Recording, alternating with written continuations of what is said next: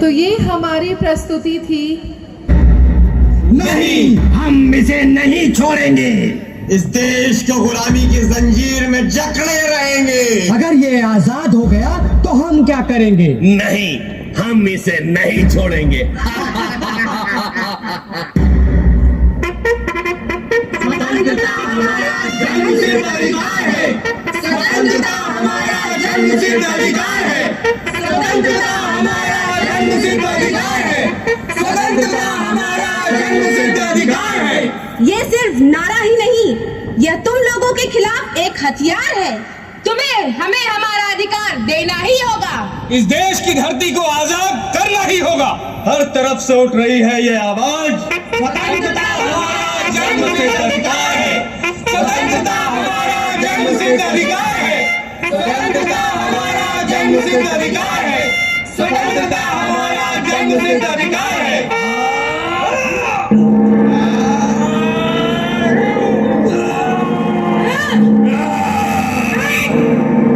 और इस तरह से सिर्फ एक नारे ने अंग्रेजों से अपने देश को आजादी दिलाई और हम आजाद हुए। लेकिन हम फिर जकड़ लिए गए और गिर गए गंदगी के दलदल में।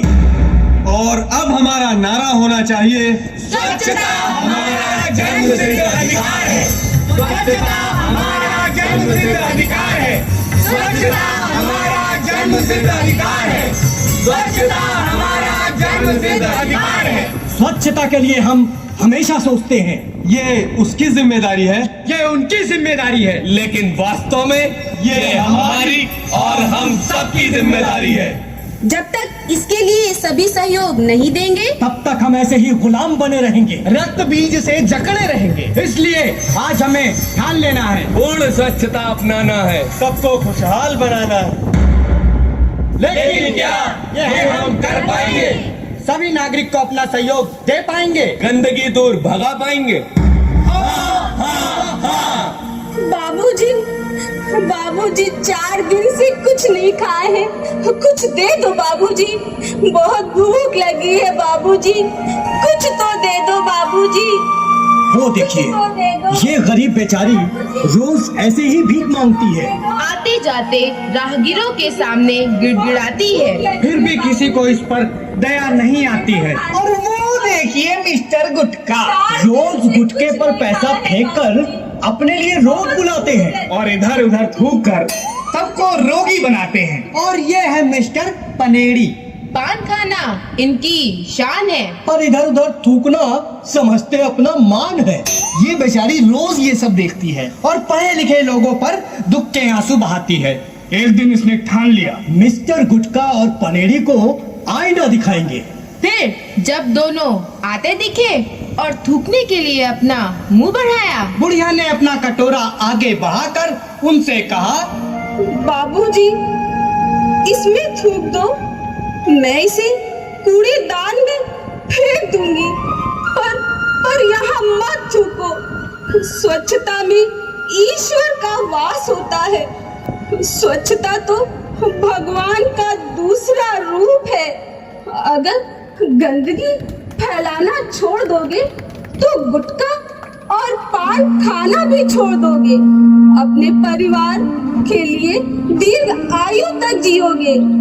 और ये स्टेशन जो हमारा घर है, यहाँ से कोई रोगी होकर नहीं जाएगा। इससे देश और समाज में नई किरण, नई प्रभा का संचार होगा। दे दी हमें आजादी बिना खटक बिना ढाक, साबरमती के संत तूने कर दिया कमाल। अब जन जन ने ठाना स्वच्छता के लिए मिशन। जब धरती स्वच्छ तो तन स्वच्छ, तब स्वच्छ हो मन। रघुपति राघव राजा राम, स्वच्छता पर हो सबका ध्यान। जरा सोचिए, सिर्फ एक लाठी और लंगोट पहना हाड़ मास का एक मानव जब पूरी अंग्रेजी हुकूमत को हिला सकता है, तो क्या हम सब लोग मिलकर देश से गंदगी नहीं हटा सकते? हटा सकते हैं, बस इसे अपना काम, अपना धाम समझेंगे तभी। देखिए, ये है मिस्टर एंड मिसेस बड़े और उनका परिवार। जहाँ पढ़ लिया रेल आपकी संपत्ति है तो समझ लिया उनकी ही संपत्ति है।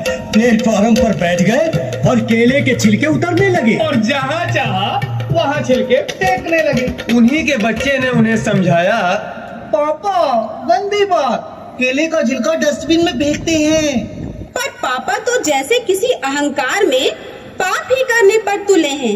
रेल प्रशासन तो रेल प्रशासन अपनी बच्ची की भी बात नहीं सुने हैं। आदमी तब तक नहीं समझता जब तक चोट नहीं खाता। उनका बच्चा खेलते खेलते केले के छिलके पर पैर पड़ने से गिर पड़ा और मिसेस बड़े जोर जोर से चिल्लाने लगी। अरे भला हो नासपीटे रेलवे का, प्लेटफॉर्म पर सफाई भी नहीं रखते। हाय मेरे फूल जैसे बच्चे का सिर फूट गया। हाय मैं क्या करूं, हाय मैं क्या करूं। आप बस इतना कीजिए कि संकल्प लीजिए कि प्लेटफॉर्म पर गंदगी नहीं फेंकेंगे। नहीं फेंकेंगे, गंदगी कूड़ेदान में ही फेंकेंगे। गंदगी कूड़ेदान में ही फेंकेंगे। तो बस अब ये समझ लीजिए कि आपकी यात्रा में नहीं होगी कोई बाधा। सभ्य एवं अनुशासित होने का कर्तव्य निभाएं। स्टेशन पर गंदगी न फैलाने दें न फैलाएं। रेलगाड़ी की छुक छुक में आदमी की धक धक है। रेलगाड़ी की छुक छुक में आदमी की धक धक है। रेलगाड़ी की बरकत में देश की बरकत है। रेलगाड़ी की बरकत में देश की बरकत है। रेलगाड़ी को तो दुलार की जरूरत है। रेलगाड़ी को तो दुलार की जरूरत है। थोड़ी राह चाहत और प्यार की जरूरत है। थोड़ी राह चाहत और प्यार की जरूरत है। थोड़ी राह चाहत और प्यार की जरूरत है। थोड़ी राह चाहत और प्यार की जरूरत है। और रेलगाड़ी पहुंच गई रेलवे स्टेशन। जरा सा ध्यान देने की जरूरत है। जब गाड़ी स्टेशन पर खड़ी हो तो शौचालय का प्रयोग नहीं करना चाहिए। तो शौचालय का प्रयोग नहीं करना चाहिए, क्योंकि गंदगी तो गंदगी फैलती ही है, साथ में उससे उठने वाली दुर्गंध से आपके फेफड़ों को भी नुकसान पहुंच सकता है। तो फिर कसम खा ले, स्टेशन पर खड़ी ट्रेन में शौचालय का प्रयोग नहीं करेंगे। शौचालय का प्रयोग नहीं करेंगे, और अगर करेंगे तो जुर्माना भरेंगे।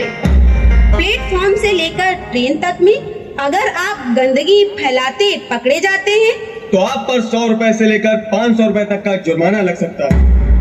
याद रखिए आप रेल कर्मचारियों की नजर में हैं। बच नहीं पाएंगे, अपनी ही नजरों में गिर जाएंगे। क्योंकि हम तो बार बार आपको समझा रहे हैं, दिखा रहे हैं और बता रहे हैं कि गंदगी न फैलाना है और न फैलने देना है।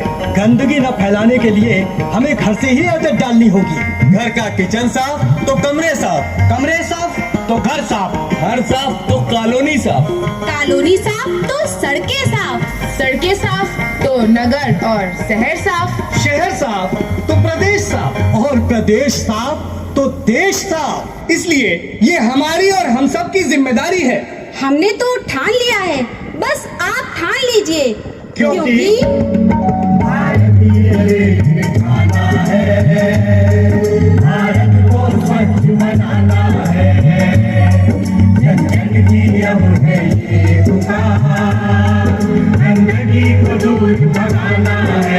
प्रधानमंत्री मोदी जी ने दिया है हमको मन, स्वच्छ और स्वस्थ भारत का लक्ष्य बनाए चिंतन।